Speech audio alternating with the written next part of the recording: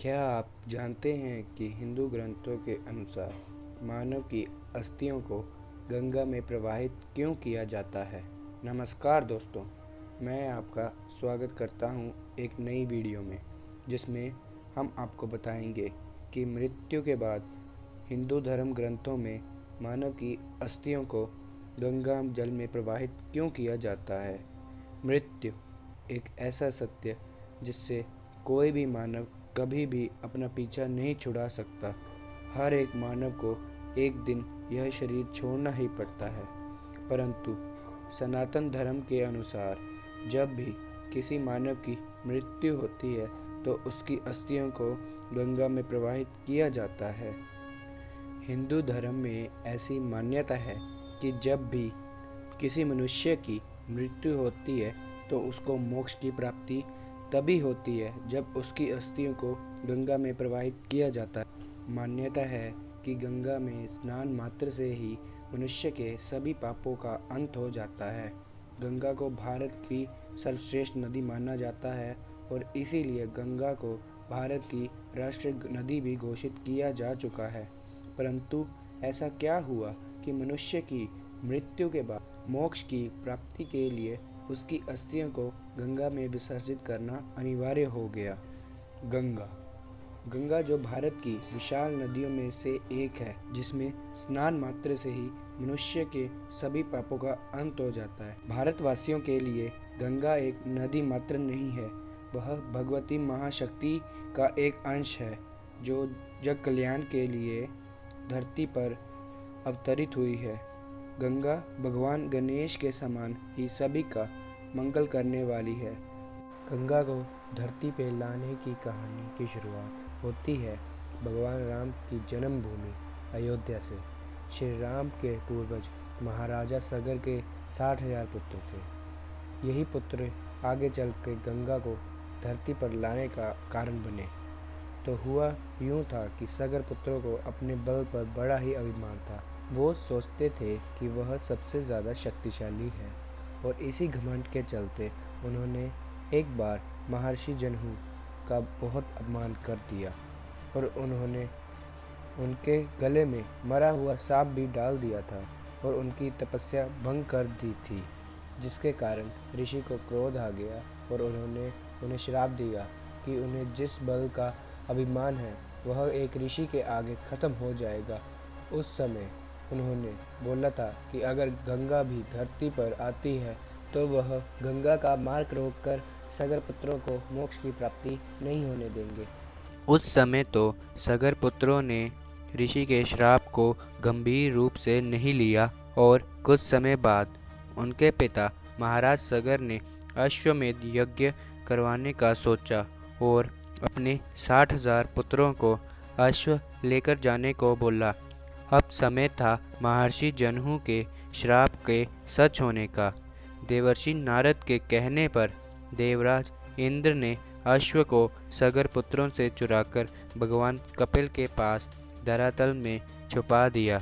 जब सगर पुत्र अश्व की खोज में धरातल में पहुँचे तो उन्होंने भगवान कपिल की तपस्या भंग कर दी, जिससे उनके देखने मात्र से ही 60,000 सगर पुत्र भस्म हो गए और प्रेत योनि में भटकने लगे। फिर अश्व की खोज में सगर के पौत्र अंशुमन भगवान कपिल के पास पहुँचे और बड़े ही आदर से अंशुमन ने उन्हें प्रणाम किया। जिसके बाद भगवान कपिल ने अंशुमन को बताया कि वह जिस अश्व की खोज में उनके पास आया है वह उनके पीछे है।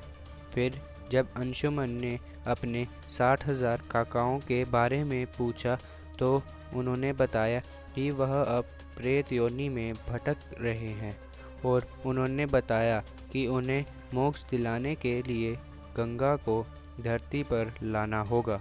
तब अंशुमन अश्व को लेकर अयोध्या लौट गए और सब कुछ महाराज सगर को बताया। तब सगर ने अंशुमन को महाराज बनाकर खुद वन में जाने का सोचा और गंगा को धरती पर लाने के लिए तपस्या करने लगे।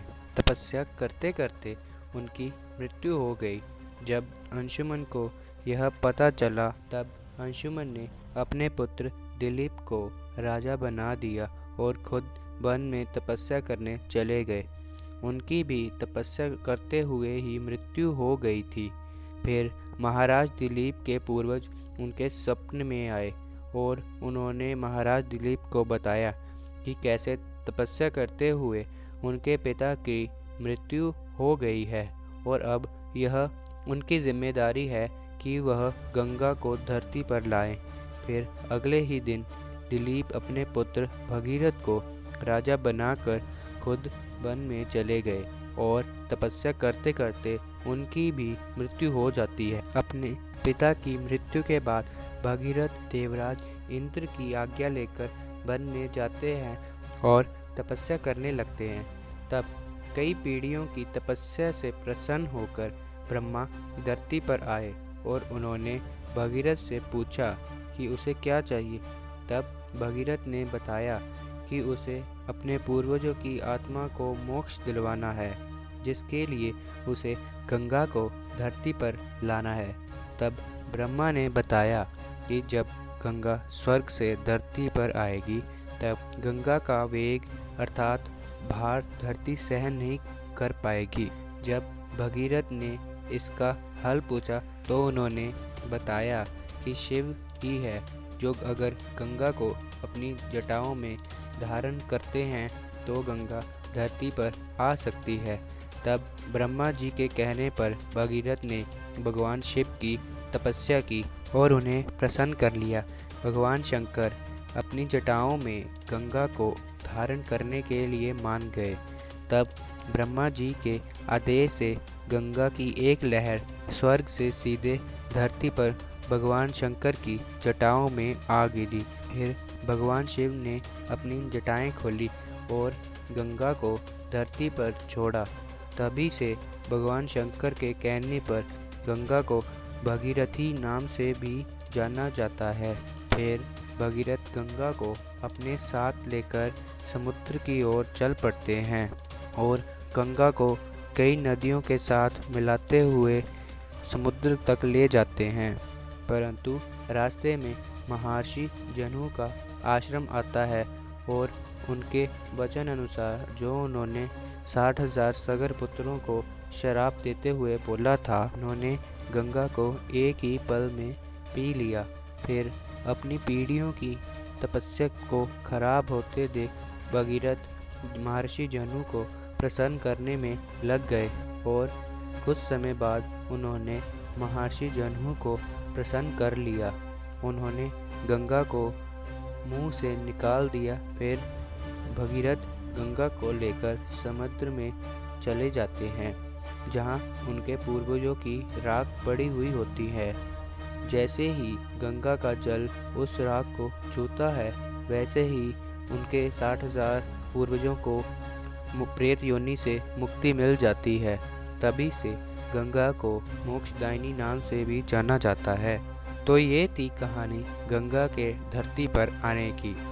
और अगर आपको हमारी यह कहानी पसंद आती है तो कृपया करके हमारे चैनल को सब्सक्राइब करें और बेल आइकन को ऑन करें ताकि आपको हमारी नई नई वीडियो की जानकारी मिल सके। धन्यवाद दोस्तों।